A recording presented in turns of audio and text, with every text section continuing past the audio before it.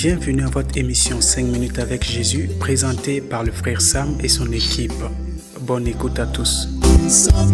Nous bénissons le Seigneur, chers amis, partout où vous êtes, quelle que soit la nation où vous vous trouvez aujourd'hui. Nous avons la bonne nouvelle pour vous.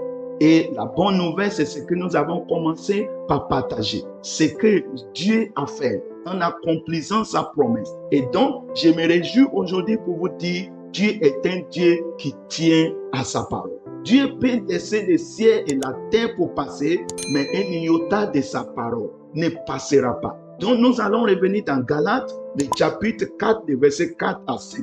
Nous n'avons pas pu nous défaire de ce livre de Galates depuis, mais cela vous fait du bien, j'espère, par la grâce de Dieu.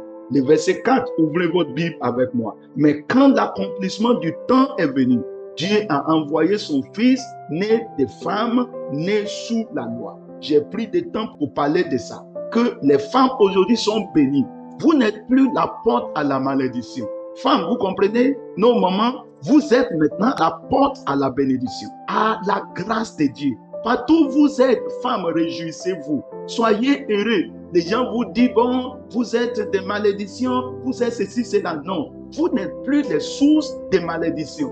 Dieu vous a visité pour restaurer la race humaine. Dieu vous a visité pour réparer ce qui a été gâté.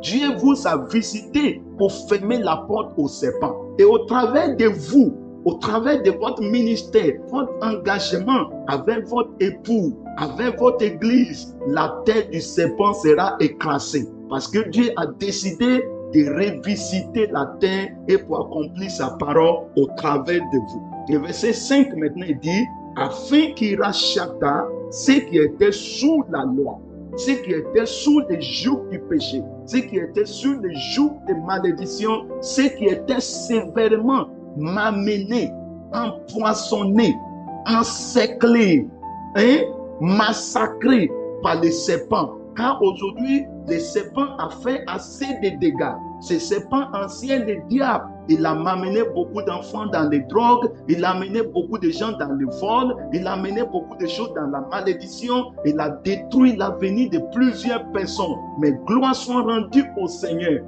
Le rachat est venu, la restauration est venue, la rédemption est venue au travers du Fils de la femme, le Fils de Dieu qui va passer par la femme pour venir, afin qu'il rachata ceux qui étaient sous la loi. Vous voyez ça, mes frères, mes bien-aimés, l'adoption est venue. Dieu est venu pour accomplir sa promesse. Il a dit, au travers des naissances de mon fils, au travers de la femme qui a été déchue, la femme qui a été abandonnée, la femme qui a été accusée, Aujourd'hui, beaucoup de femmes sont accusées, même dans leur foyer. Elles sont accusées dans l'église. Elles sont accusées dans les lieux de délivrance. Elles sont maltraitées.